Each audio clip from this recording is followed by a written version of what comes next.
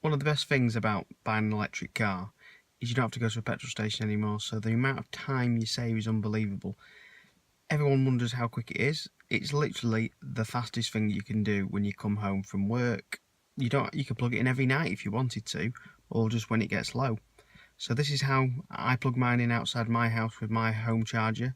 Mine's what they call an untethered charger, which means I have to plug my external Zoe cable straight into my wall and straight into my car. It's easier if I just show you.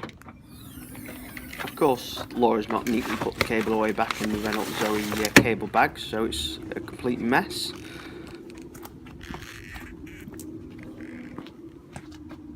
So this is a Rolex charger. I had it fitted by Charged EV. They don't do Rolex chargers anymore.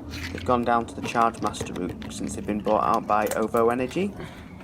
I've plugged the black end into the wall, and now I just need to open the front little badge at the front, and then I just put in the blue end, which will start charging the car.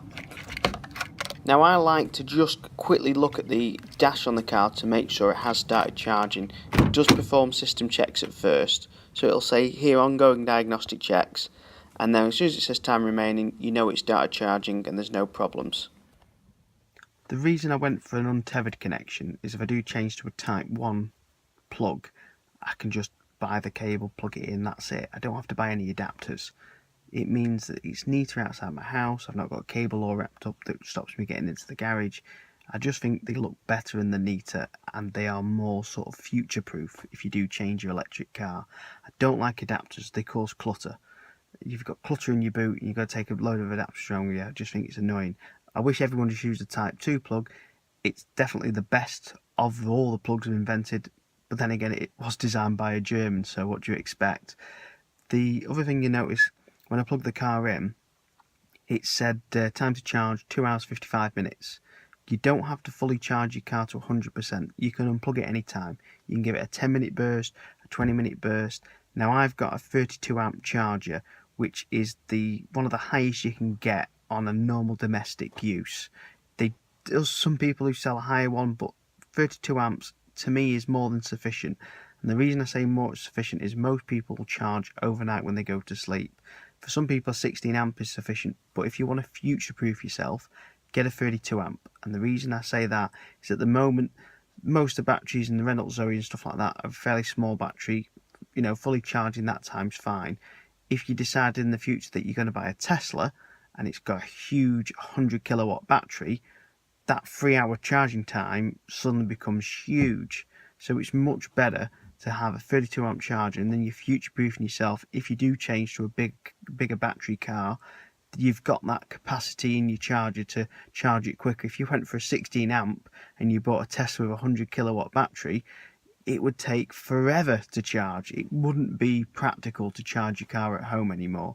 32 amp charger takes that away. Now, like I said, there is some people fitting huge, massive chargers to the house, but you've got the risk of sort of blowing your main amp fuse. Most houses have a main amp fuse of about 100 amps, and if you've got sort of a lot of electrics running in the house, there's a very, very, very small chance of you light. And I mean small, because most people charge the car at night when they're asleep and not when they're using the kettle, electric showers and electric oven. But it is possible if you plug your car in and you had a high charger, it would do it. But on a 32 amp charger, you're not going to blow it even if you run the oven, the kettle and all your other electrics. I mean, I've had an electric shower while my girlfriend is cooking food in the electric oven, while she boils a kettle while the car's on charge, and it's not done anything. And I've had pretty much all the lights on the house as well.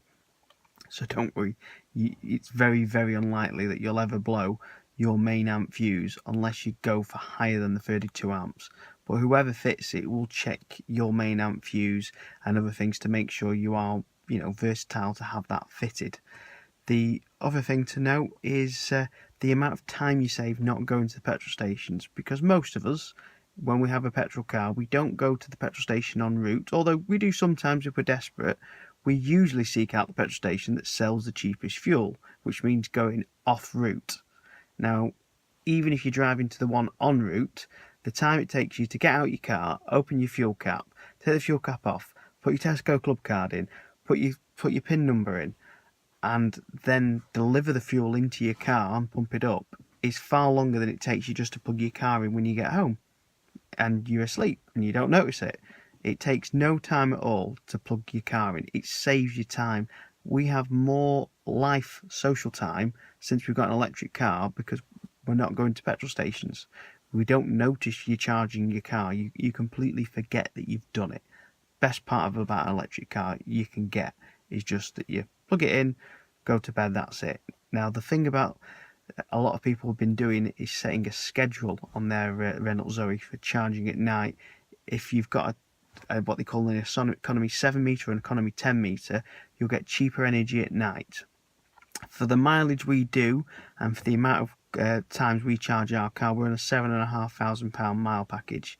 We wouldn't benefit from the economy 7 metre because we'd have to change so much of our lifestyle around to not use any electricity during the day that we wouldn't benefit from the extra saving at night.